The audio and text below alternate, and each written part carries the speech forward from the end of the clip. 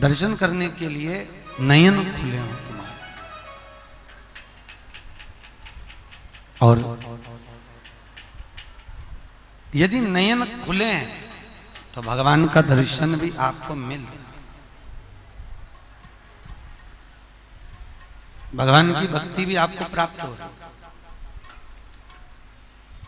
तो शास्त्र कह रहा है कभी भी मंदिर में, यहां तक शास्त्र कहता है आपके घर में आप भगवान का दर्शन कर रहे हो तो भगवान का दर्शन करते समय में भी आपके नेत्र बंद नहीं होना चाहिए, नैन मिलाइए।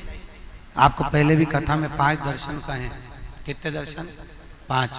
पहला दर्शन है भगवान के चरण का, दूसरा दर्शन है भगवान की नाभि का, तीसरा दर्शन है भगवान के वक्षस्थल का, चौथा दर्शन है भगवान की शिखा का और 5वां दर्शन है भगवान के नयन का। ये 5 दर्शन है। इन 5 दर्शन में सबसे पहला दर्शन है भगवान के, जम के बोलिए, चरण का। आखिरी का जो दर्शन कहा गया है वो 5वां जो दर्शन है वो भगवान के नयन का दर्शन, कि भगवान से नैन मिलाइए। नेत्र बंद कर कर नहीं बैठना। जो नेत्र बंद कर कर बैठे, अभी तुमने देखा होगा वो नेत्र बंद करने का चक्कर। दिल्ली के एक साथ पूरे घर के जितने लोग थे वो सब आंख बंद करने के चक्कर में नहीं पड़ गए। ना जाने कौन ने ऐसी साधना करवाई कि रस्सी पे बंधे रहो, रस्सी पे बांधो, गला बांधो, एक दूसरे का गला बांधिए, फिर एक दूसरे का गला बांध के कुर्सी पे से कूद जाइए। ये साधना होती। हमारा शास्त्र कहता है साधना वो नहीं, भागवत कहती है साधना वो है जो परमात्मा की भक्ति को, भगवान के मुखाग्र बिंद को, कि तेरे नयनों को मैं निहारती रहूं, तेरे मुखड़े को मैं देखती रहूं और तेरे ही नैनों में मैं समाहित होती चली जाऊं, वो साधना है, वो दर्शन है, वो दर्शन की मूलता है महाराज। वो साधना, वो दर्शन की मूलता। नेत्र बंद कर कर बैठने से भगवान नहीं मिलता। भगवान कृष्ण कह रहे हैं ब्रजवासियों तुम हाथ जोड़कर बैठे हो, नेत्र बंद करके बैठे हो तो क्या भगवान मिलेगा? ऐसे भगवान नहीं मिलने वाला। भगवान को पाने का सबसे सुंदर तरीका है भगवान की भक्ति को धारण करो, हृदय में उतारिए, चित्त चिदानंद वृत्ति में उतारिए।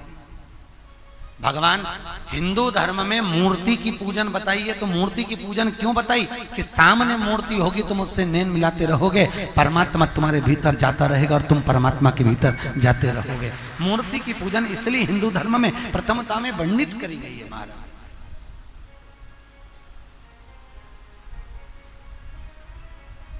मूर्ति की पूजन का इसलिए क्रम कहा गया कि भगवान के सामने बैठो।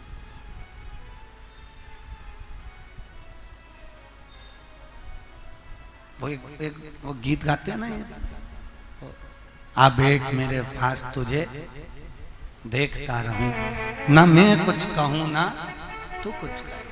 भगवान के मंदिर में कहा नहीं जाता, भगवान के मंदिर में पहुंचकर भगवान की मूरत के सामने खड़े रहकर, भगवान की मूरत के सामने बैठकर भगवान को देखा जाता है।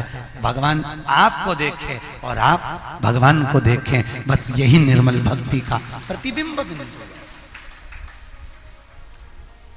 वृंदावन में एक सन्यासन आज भी, वृंदावन की एक सन्यासन एकादशी के दिन शाम को ठीक 6:15 बजे बिहारी जी के मंदिर में आती है। कितनी बजे? 6:15, 6:30 नहीं, 6:30 बजे जाओगे तो सन्यासन चली गई होगी।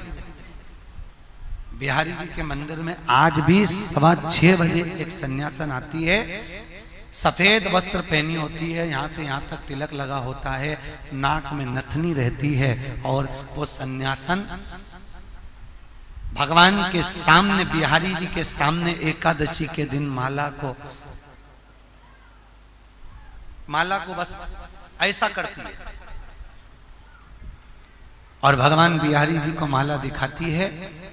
सामने बिहारी जी के गले में जो भी माला पड़ी होगी फूल की, वो बिहारी जी के गले से टूटकर नीचे गिर जाती है और सन्यासन माला पहनकर चली जाती है। जो हाथ में उसके माला है, बस वो माला जब तक रखती है जब तक बांके बिहारी के मंदिर में बांके बिहारी के गले से माला नीचे गिर जाए उतनी देर, और ऐसे माला पकड़कर खड़ी रहेगी, बिहारी जी से नैन मिलाती रहेगी और पूरे वृंदावन के लोग उसका दर्शन करते रहते हैं। और वो ऐसे माला पकड़ के खड़ी रहेगी, सामने बिहारी जी से नैन मिलाएगी बांके बिहारी से, और बांके बिहारी जी के गले की माला जैसी नीचे गिरी, इसने माला गले में पहनी और निकल के बाहर हो जाती है। लोग कहते हैं आज भी भगवान है, हम कहते हैं भगवान कहाँ नहीं है, उसको ढूंढने के तरीके आना चाहिए। परमात्मा सर्वस्व विराजमान है, हर जगह पर, हर पत्ते में, हर लता में, हर डाली में, हर क्षेत्र में परमात्मा का दर्शन हो सकता है।